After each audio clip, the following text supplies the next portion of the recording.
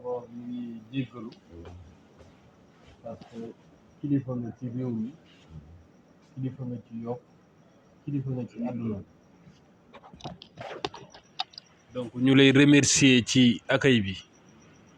c'est vrai que ne jamono neexatul te kilifa yombul jot mais macha allah bi nga ubbee say buntu yow ba fu waay jógee mën na la xaar ba heure bii il fait très très tard mais vous avez tenu à nous rencontrer te loolu ñu ngi la ci remercier bu baax a baax tey nag ñaari association ñoo ñëwoon seet si la on était plus nombreux que ça malheureusement yaa am na ñoo xam ne dañu yor ay famille am na ñoo xam ne dañu yor jabar am na ñoo xam ne aussi tamay xale lañ on était obligé de leur libérer ñu dem association yi la seet si nag benn mooy club environnement bu Yoff Ibrahima Ngom mi jiite ko beneen bi mooy avenue du peuple man Duudu mi ma jiite ko donc pour nga mën a xam rek ñi la seet si kii sawet nii mooy Mouhamed Ñing Khalifa Diop Doudou Dieng Samba Ibrahima Ngom Pape Malick Diène ak Ndeye Fall donc ñun ñoo ñëwoon tey seet si la li tax na ñu seet si la DG dañoo am un projet d'envergure boo xamante ne envergure bi c'est national c'est local mais aussi c'est international. L'année dernière on avait organisé le marathon de Yoff club environnement organisé le GRD maanaam la green randonnée de Dakar cette année nag yàlla dogal ñu war a co-organiser ensemble les mêmes activités muy le marathon de Yoff ak la green randonnée de Dakar ñu fas yéene ko def sur le concept le Green Week Sport. Pourquoi le concept Green Week Sport? Parce que dañu jël ñaari volets on a pris le volet environnemental et le volet sportif parce que mënuñoo c'est interlié parce que ku wax sport wax ci environnement bi nga koy def te ku wax ci environnement wax un esprit sain dans un corps sain dans un environnement sain mu nekk loo xamante ne nag c'est un projet ñun ay jeunes d'abord Yoffois ensuite sénégalais porté ko c'est des projets yoo xamante ne nii d'habitude ay entreprises yu mag ñoo koy jël wala des privés yoo xamante ne dañoo taxaw mais ñun ay jeunes Yoffois di say doom di say jarbaat jëluñu gaal gi parce que découragé guñu demuñu ji sànni ji ay cocktail Molotov parce que découragé guñu parce que dañoo gëm ne mën nañu nekk ay jeunes nekk ci réew mi apporter sunu édifice ci réew mi donc ñu gis ne nag loolu mënuñ koo def ndax olof dane peccum liir bu neexee ndey jaatee sa mbagg lu projet bi rëy rëy ak lu projet bi neex neex mënuñ koo def sans autorités yi ñu fi nekk d'abord les autorités religieuses ñu dem seeti ji leen ensuite les autorités coutumières parce que Yoff aussi itam dafa am benn soubassement culturel bu am solo bu fi nekk et enfin les autorités administratives yaa ngi dégg yow na nga bokk ci ñi nga xamante ne tey yàllaa leen jël def leen ñu féete ci kaw ci Yoff ci kilifteef yàlla mooy def daraja ci nit yàlla la def ci yow daraja ñu ne woon na nañu ñëw seet si la soumettre le projet bi pour nga jàpp ci d'abord en tant que doomi Yoff ensuite jàpp ci en tant que autorité bi nga doon du dëgg ensuite jàpp si ndax say doom say jarbaat say rakk ñoo porter un combat boo xamante ne c'est un combat national bëgg a montrer l'exemple à la jeunesse sénégalaise di leen wax ne c'est possible d'être jeune de vivre au Sénégal c'est vrai qu'on est frustré c'est vrai qu'il y a des limites c'est vrai tout ça c'est vrai mais tey c'est possible ñun tam aussi tam ñu ne buñ ñu ne lan la ñuy apporter Sénégal ñu ne lii lañ fi teg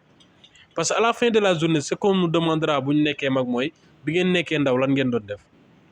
au moins nous on aura l'occasion de dire que on a créé le marathon de Yoff on a créé la green randonnée de Dakar parce que DG voyager nga dem nga ci réew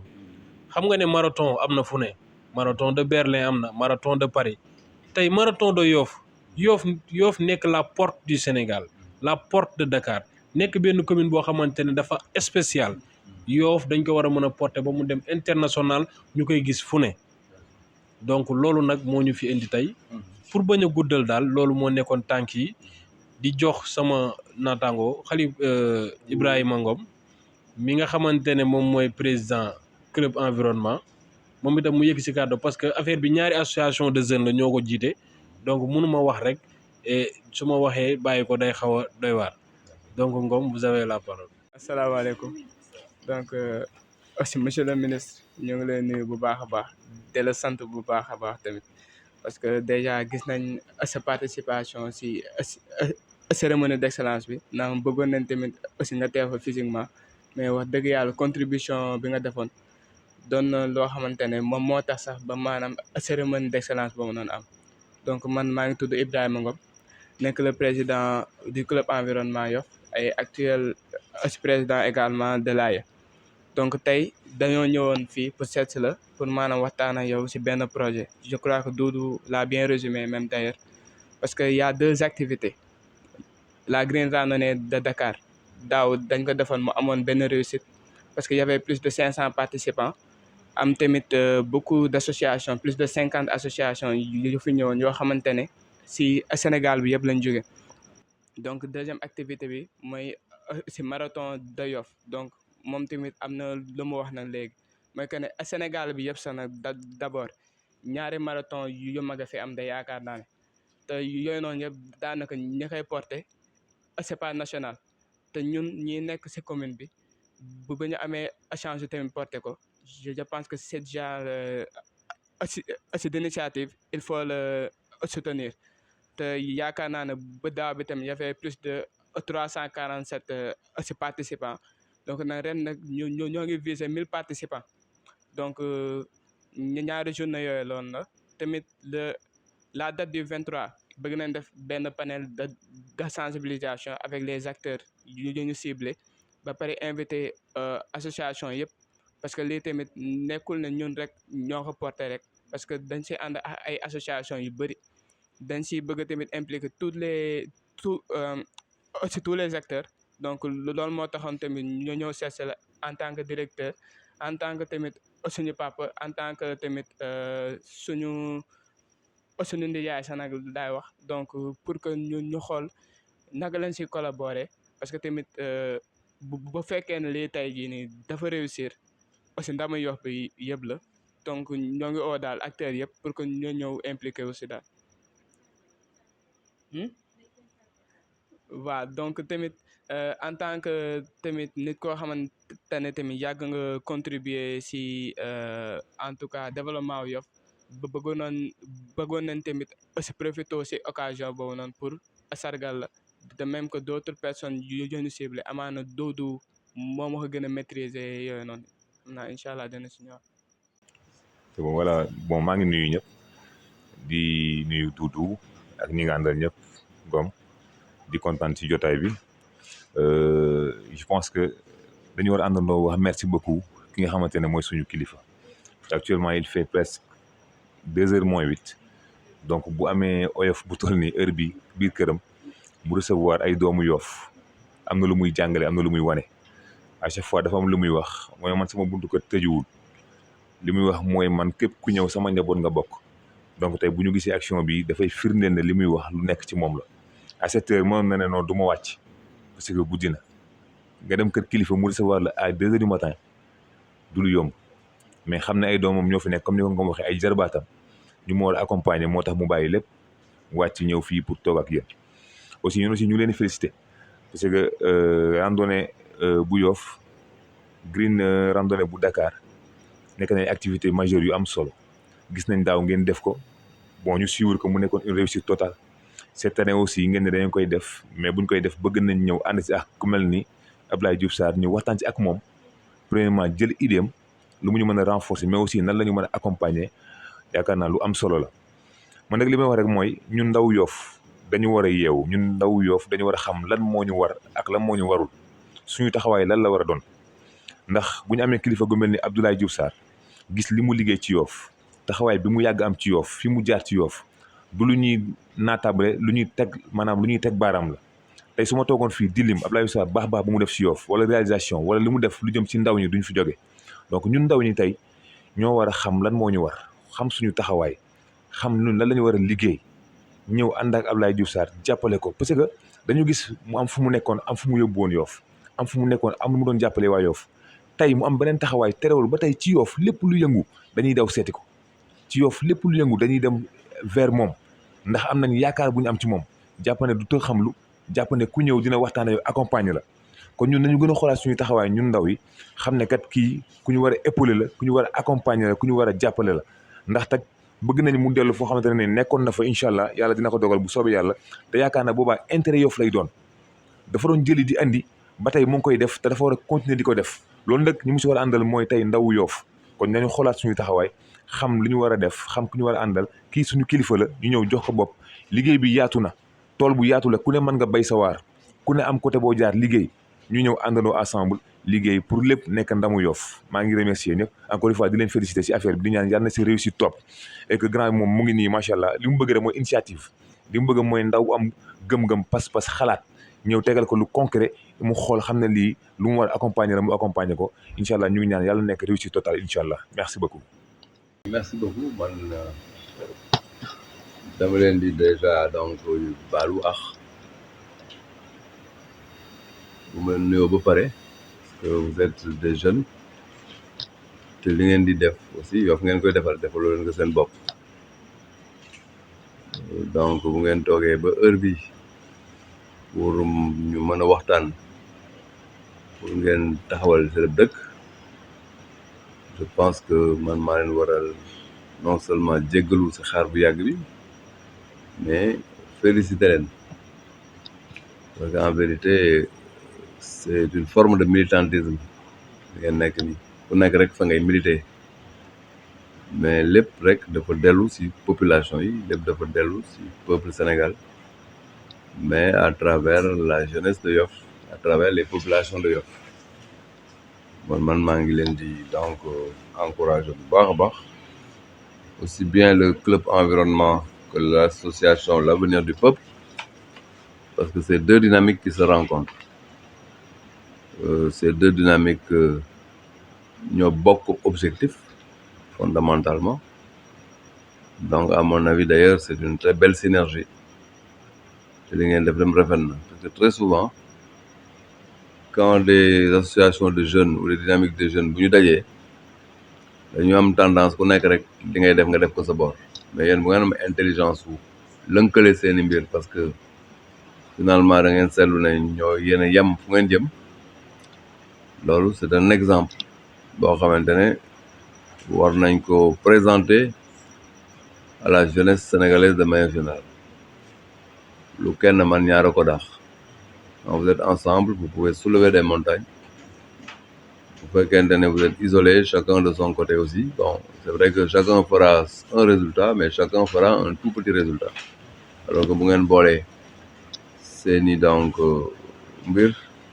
foofu la mbir yi gën a fese mais aussi di leen di jàppale foofu la ñu gën a nekk à l'aise foofu la ñuy gën a effectivement donc mën a taxaw parce que seen accompagnement du nekk un accompagnement dispersé loolu de maa ngi leen si donc féliciter la preuve bu doon ne ku nekk da nga def sa activité sa côté j'aurai 2 audiences là l'exemple type mooy yéen ñëpp laa recevoir loolu ñu waxtaanoo mbir bi benn yoon donc maa ngi leen di féliciter ngeen war a donc def loo xamante ne quelque part et ça le monde de demain le monde de demain de tourner autour de ces questions-là questions liées à l'environnement les questions liées à l'hygiène de vie finalement loolu mooy àdduna suba mooy Sénégal lu demee aussi looy def rek léegi si wàllu économie si wàllu science si wàllu social ak lu mënta doon la dimension effectivement donc environnementale ak la dimension j'allais dire santé boo ko si intégré wul comprendre loolu lan mooy assurer la durabilité des j'allais dire des questions économiques sociales ou scientifiques bon yéen bu ngeen investir à Yoff si wàllu santé notamment le sport parce que il faut effectivement un esprit sain dans un corps sain bu fekkente ne say santé amuloo ko bon doo am leneen man dama gëm ne le premier capital de l'homme ak la première richesse le premier patrimoine bu nit am mooy sa santé la preuve boo ko laa xam rek sa bëj na metti tuuti rek toujours na bépp yàqu waxuma laa nag leneen te booy tàggat sa yaram dana tax effectivement donc lu bëri nga dindi ko surtout les maladies donc non transmissibles beneen bi mooy toute la question liée à la planète donc on est sur des logiques de transition qui font que aujourd'hui lépp lu ñu def rek dañu war a intégrer la question de l'environnement la question de l'écologie et la question effectivement de la sécurisation de la planète dañuy sauver planète bi duñ ko seetlu ni boo nekkee à un niveau micro doo ko seetlu boo nekkee à un niveau micro là yaa ngi sa village man nga bañ a seetlu phénomène yu bëri mais quand tu regardes la question au niveau macro on ngay rendre compte la planète est en danger actuellement nous sommes dans l'ère de la COP donc tey li ñuy waxtaanee fële à Dubaï mais dañ ko war a waxtaanee fii si yow waxtaanee ko un peu partout dans le monde donc ma leen di donc féliciter parce que vous êtes une jeunesse boo xamante ne comprendre ngeen les enjeux chaque génération nag da nga war a taxaw jël ses responsabilités d'une manière ou d'une autre yéen fi ngeen nekk ma leen fay encourager ay moi mon rôle mooy mu soutenir les jeunes de Yoff soutenir Yoff c'est soutenir sa jeunesse parce que sur les 14 millions sur les 18 millions de Sénégalais les 14 millions c'est des jeunes à l'échelle de Yoff aussi c'est exactement le même rapport autrement dit bon il est important que ma xam ne mon action dama ko diriger vers la jeunesse si vous venez maintenant me présenter un projet de cette envergure-là en tant que Yoffois je ne peux que vous accompagner je ne peux que vous accompagner donc les 23 et 24 hein donc j'ai reçu le dossier je ne sais pas si vous allez me laisser ou non hein c'est pour moi le dossier Ouais. voilà donc je vais le garder je vais l'exploiter et après je vais vous revenir pour vous dire voilà ce que je vais faire pour cette journée parce que c'est notre journée à nous tous hein le 24 je sais pas le 23 mais le 24 le 23 j'ai conseil d'administration mais le 24 Inch'Allah je vais tout faire pour être avec vous Inch'Allah. parce que nag il faut pas que nous autres hommes politiques ñu foog ne rek on doit nous voir que dans les meetings non on est dans la dañu war a fekkee yu mel nii ah surtout ànd ak jeunes yi yenn dynamique de sport dynamique environnementale etc donc je serai parmi vous Inch'Allah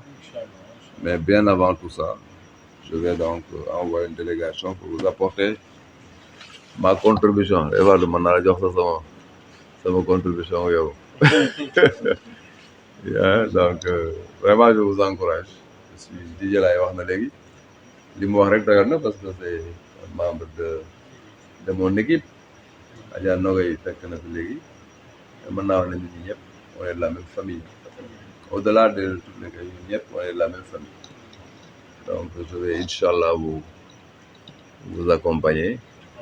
mais surtout je vous demande de pérenniser ça il faut pérenniser ça Pour l'année prochaine, pour la pérennisation,